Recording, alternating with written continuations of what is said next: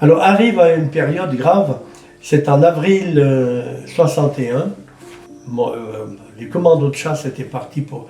Parce que les commandos, ils partaient pour 8 jours ou 15 jours. Ils étaient partis pour 15 jours en opération.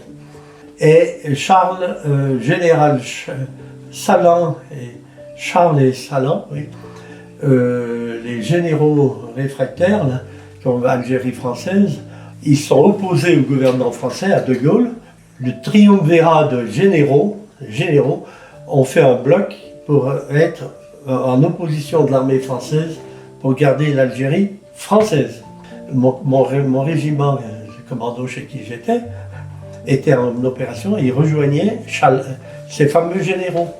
Et toute l'armée était en ébullition. On vient de trouver, il y avait toujours une dizaine de personnes au poste, les cuisiniers, les gardiens du poste qui n'étaient pas partis.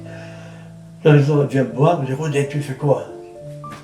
Alors j'avais le choix, être enfermé dans la soute à munitions avec de la nourriture pour 1 mois, ou partir pour rejoindre l'armée française, mais en dehors du régime, pas avec les généraux.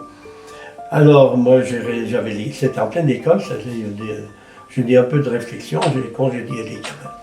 Et puis j'ai fait mon pactage, tant que j'ai pu. Et puis, alors il fallait décider de rejoindre De Gaulle ou rejoindre les généraux réfractaires.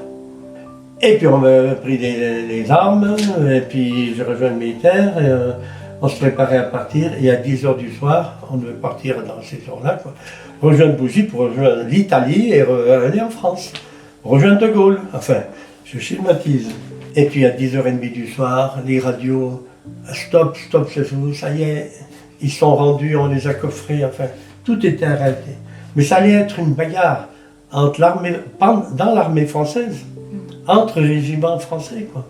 Mais depuis, à partir de cette période-là, de avril 61, ça a toujours été très turbulent dans l'armée. Alors moi, j'ai été nommé brigadier chef et puis je suis parti en vacances. Après 1 an d'Algérie, 20 jours de congé. Le train bouillera, je rentre en France. Et le fameux 14 juillet, première désertion, il y en a 3 qui partent.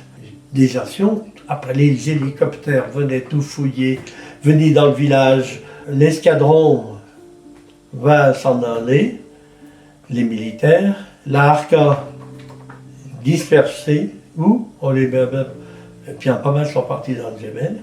Et autodéfense, on a mis le village qui était entouré de barbelés, qui fermait le soir avec des grenades. Hein. Moi, quand je les posais le soir, des fois ça sautait, mais c'était un chacal qui était passé, ou j'ai eu un sanglier une fois. Et on a mis le village en autodéfense.